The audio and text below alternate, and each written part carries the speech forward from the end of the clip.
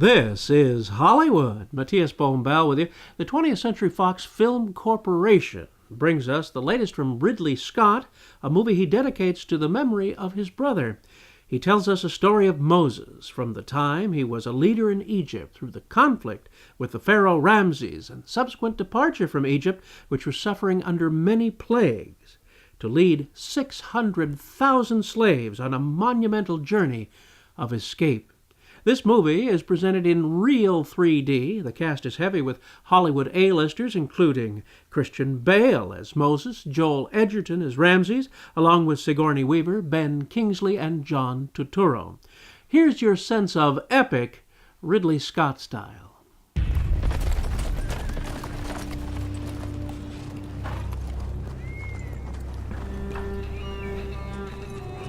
Deploy Armand Division to the north. Raw Division in the center. Tar to the south. Go south in reserve. We should concentrate our strength in the center.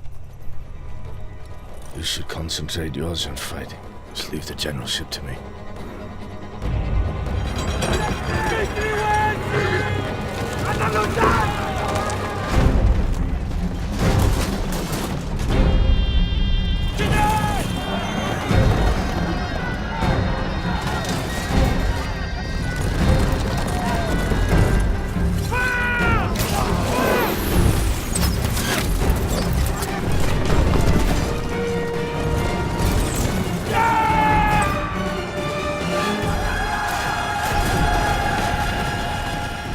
To use a new word in the dictionary, it is ginormous in style, augmented by the use of 3D. However, the large scale does not save this movie from falling flat for me, owing to the fundamental mistake, in my opinion, of the writers trying to humanize Moses in a contemporary way, making him a believable man that might have actually lived on Earth, rather than an iconic figure of legend.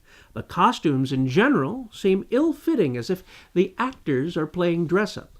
Compounding my displeasure was the dialogue and body language that seemed far too contemporary for the period of the movie. Of course, I was not alive in that period, but I'm sure they did not have exchanges like this. Bring her in. Bring her in. Miriam! Come, sit down. Now, I'm going to ask you some things that are going to seem very strange to you. I just would like you to answer them truthfully. How do you know Moses? You know how I know him? So you're not his sister, then? Of course not. Place your arm on the table. Ramesses, don't take this any further. Don't take this any further. What? Do not take this any further. Are you quite sure about that? Get your hand off it or use it. Now.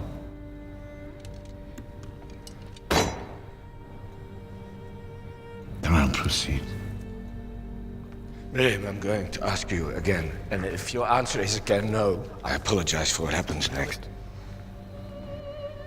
Are you his sister? No. Yes!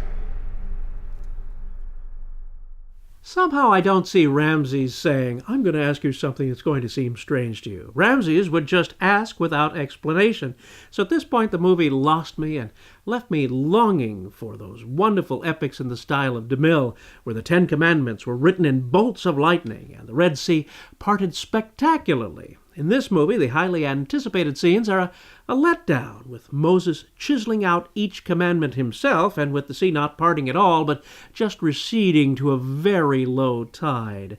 Rather than see this movie, I suggest you read about the epic story which tells Moses' tale 2 times, both as a silent movie and as a sound classic by Cecil B. DeMille, which may be found in a brand new book on bookstore shelves called Cecil B. DeMille, The Art of the Hollywood Epic, from Running Press, written by Mark Vieira and DeMille's granddaughter, Cecilia DeMille Presley.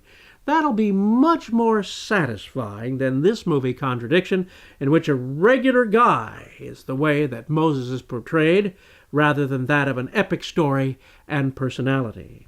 The Motion Picture Association of America has given this a PG-13 rating. This is your pal, Matías Bombal, bidding you a fond farewell.